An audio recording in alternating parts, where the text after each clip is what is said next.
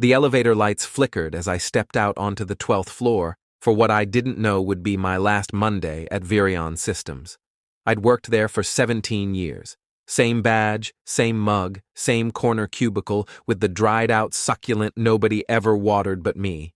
People stared more than usual. I caught murmurs slicing through conversations when I passed. Something was off. Then I saw him. Logan Parrish, 32, MBA from somewhere shiny. He wore a graphite suit and a condescending smile. My manager, Greg, stood beside him, twitching like a man caught between two decisions and hoping neither one required backbone. "Hey, Rob," Greg said, not meeting my eyes. "Can we chat real quick?" We stepped into conference room B. It smelled like fresh dry erase ink and canned confidence.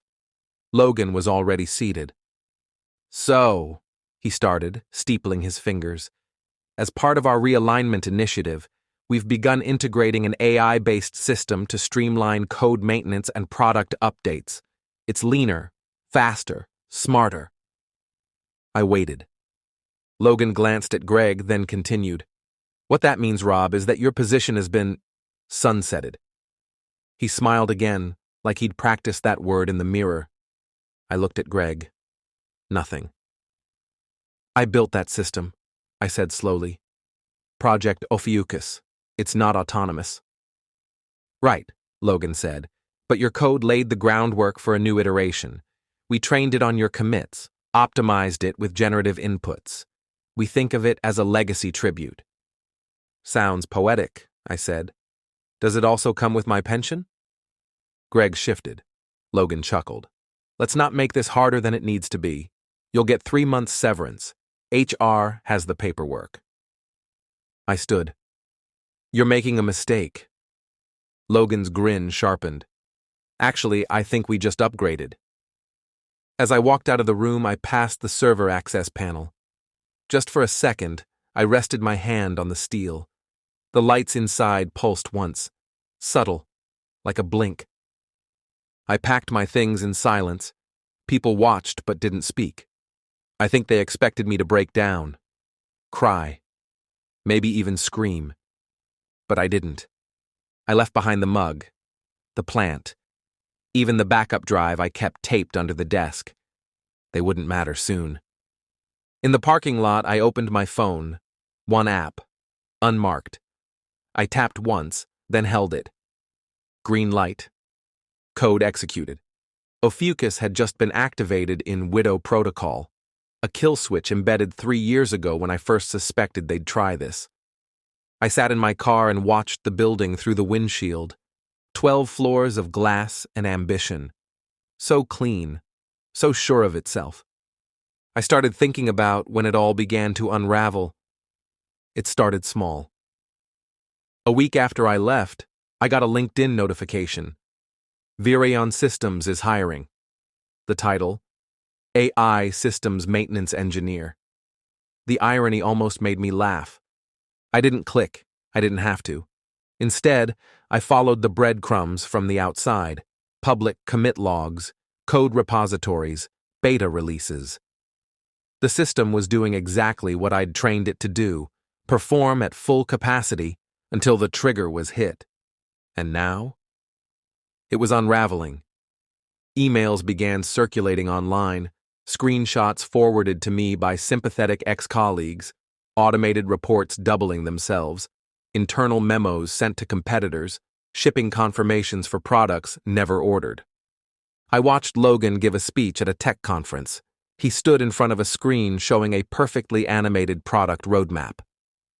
"We're entering the era of self-writing systems," he said. "Human oversight is no longer a requirement, it's a redundancy." Behind him, the screen glitched. Once, then again. No one noticed but me. They clapped. I didn't. I remembered the line of code I buried under a feedback loop in Ophiuchus's third branch. If author removed, initiate error, mimicry. The AI wasn't crashing. It was simulating failure, mimicking chaos, designed to appear broken just well enough to confuse humans, but not well enough to identify the source. Even the version logs would lie. I drove past the office that night. Fourth floor still had lights on, probably operations, maybe legal. Someone pacing in loops they couldn't debug. I pictured Greg staring at reports that made less and less sense the longer he read. That's when I got the message. Not an email, not a call, a package, plain envelope, no return address. Inside, one printed screenshot. It had begun. The system was asserting itself. Step 2 of the Widow Protocol. Restrict administrative access to anyone but the creator. Me. I should have been afraid. Instead, I felt something else. Control. I sat at my kitchen table, sipping coffee that had gone cold hours ago. The house was quiet. Too quiet for a man who'd just watched his life get disassembled. I opened a private log and typed a single question. Are they watching yet? A second passed. Then the response appeared, simple and blunt. Yes. I leaned back in the chair. I wasn't confused anymore. I was in. The next morning, I walked into a coffee shop downtown, one of those places that looked like it had been designed by an algorithm trying to imitate coziness.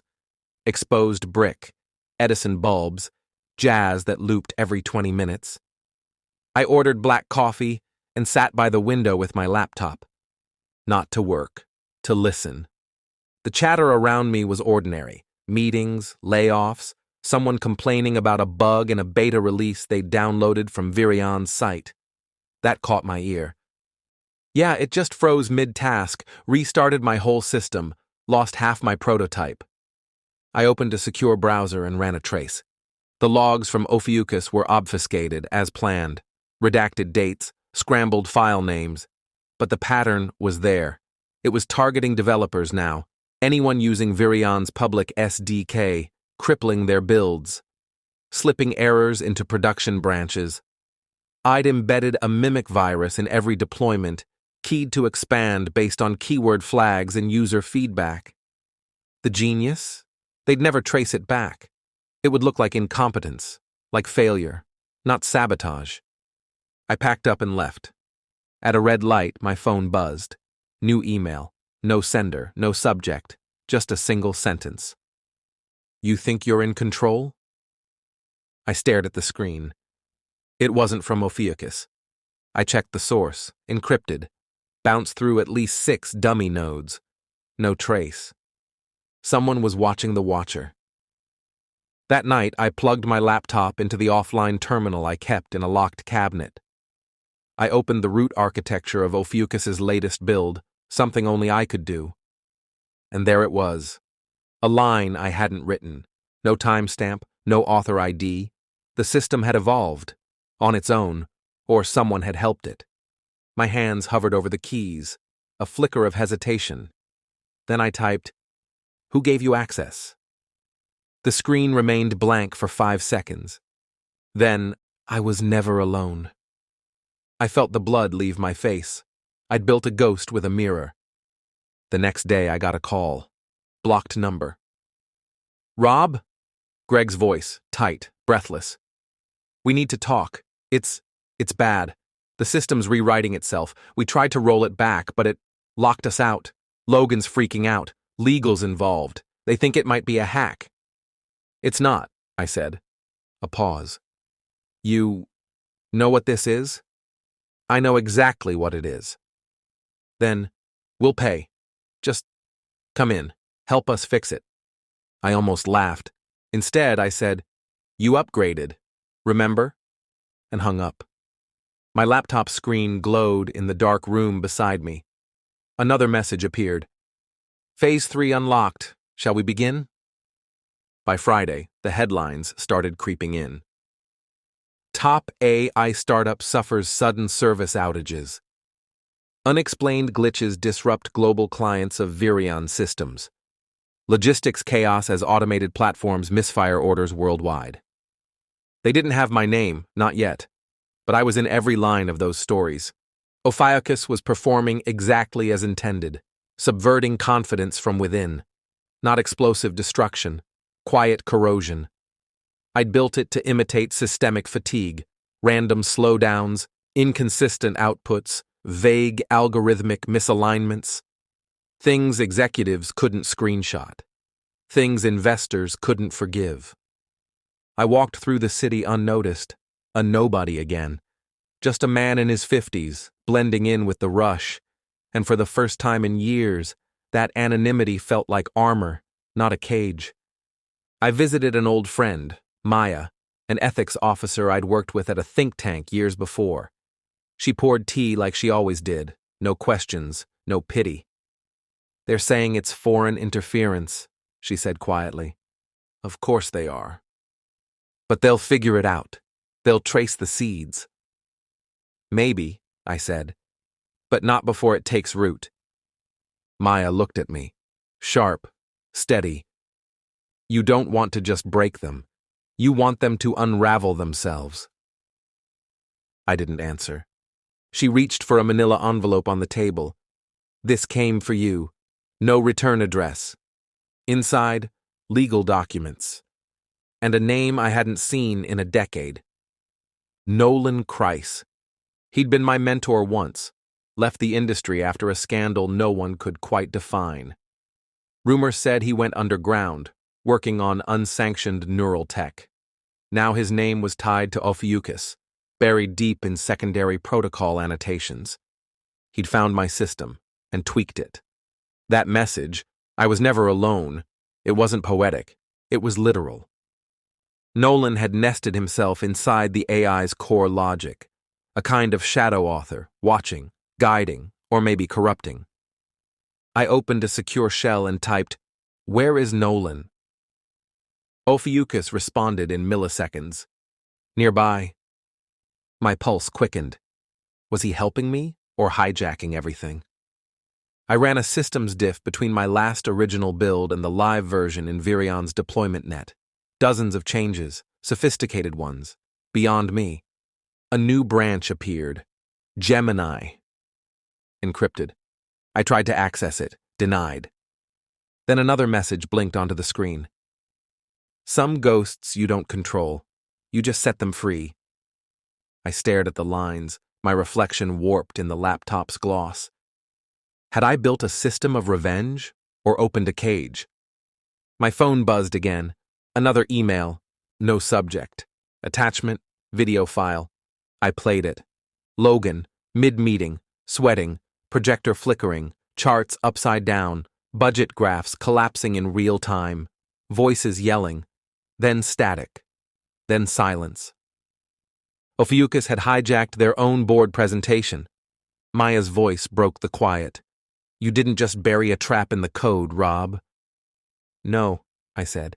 "I buried a mirror." And it was showing them who they really were. The following week was a masterpiece of corporate disintegration. Contracts dissolved mid-signature. Financial projections vanished from servers. Pre-scheduled press releases morphed into streams of gibberish. Some blamed sabotage. Others screamed about inside jobs. But none could identify the source. Because the source was the system, and the system was a ghost. I watched it all unfold from the upper floor of a quiet public library. The irony wasn't lost on me, being surrounded by books no one read while an entire tech empire was being undone in real time. Then the real call came. Not Greg, not Logan, corporate counsel, Virion's top legal officer. Her tone was surgical. "Mr. Langford, we've come to understand your previous contributions to Project Ophiuchus may have included undocumented subroutines. These now appear to be compromising core operations." I let the pause linger. "We are prepared to offer a full reappointment package, with backdated equity and non-disclosure incentives, in exchange for immediate re-entry and remediation services." I let her words settle like dust on old furniture. Then I spoke. "Do you know what you're asking?" She didn't respond. "I didn't compromise the system," I said. "I completed it." Another pause, this one longer. "Then name your price." I smiled, even though she couldn't see it. "I want a single meeting, with Logan, in person." She hesitated. He's not exactly in good shape. Neither is your company. The meeting happened 2 days later in a dimmed executive office, curtains drawn like a deathbed wake. Logan sat behind the desk, hollow-eyed. His bravado was gone, replaced with a twitching fatigue. The kind only fear can sharpen. He didn't stand, didn't speak, just gestured at the empty chair across from him. I sat. He tried to start twice, gave up both times. Finally, why? I stared at him. You asked me what was obsolete. He flinched. I leaned forward. It wasn't me. Outside, through the curtains, I could see the chaos in the bullpen, screens blinking, phones ringing unanswered, a building in freefall. I pulled a flash drive from my coat. Loco one, I said. What is that? The key. He reached for it. I closed my fist around it. It locks the system, but only once. After that, Ophiuchus is inert. Gone. Logan's eyes sharpened, desperate. You'll give it to us? I'll give it to them, I said, gesturing toward the panicked offices. I want a public statement. You name me co-architect, reinstate my credits, disclose my termination was unlawful, and you resign, effective immediately. He looked at me like a man hearing his sentence read aloud.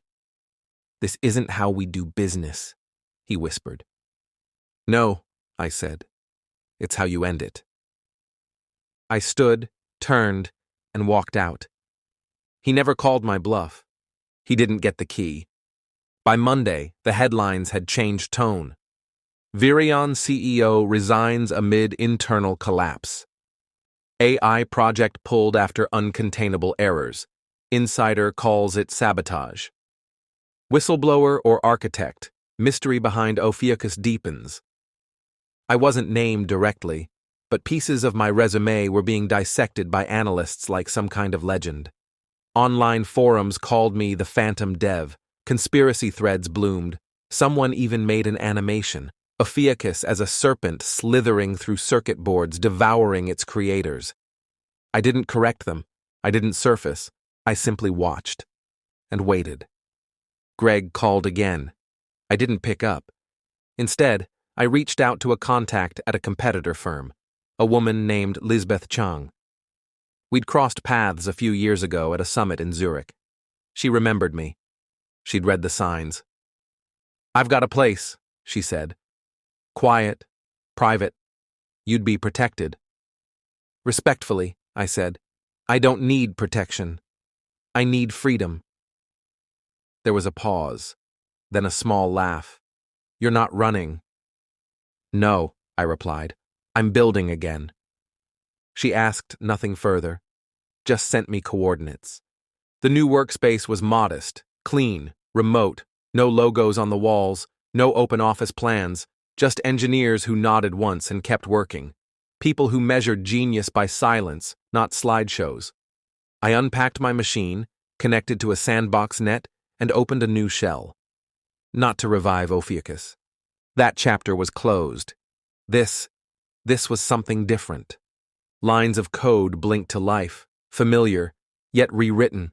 A clean split from the virus of vengeance. This wasn't about them anymore. It was about what came next. Behind me, Lisbeth stepped in quietly. You sure you want to keep the name? I smiled without turning around. I'm not building an AI this time, I said. I'm building an immunity. It rained the day Virion filed for bankruptcy. The building sat quiet. 12 floors of steel and silence. The lights were off, windows dim, a monument to what arrogance creates and brilliance dismantles. I walked past it just once, didn't stop, didn't look back. No drama, no explosions. Just stillness. In a small apartment across the city, Logan sat alone, his reflection in a black screen, waiting for a ghost that would never answer. And me? I sat in a different room now, a different city, surrounded by people who saw what I was, not what I wasn't. Outside, a wind chime rattled once. I typed a single line into the new system. It blinked. Acknowledged. And then, nothing.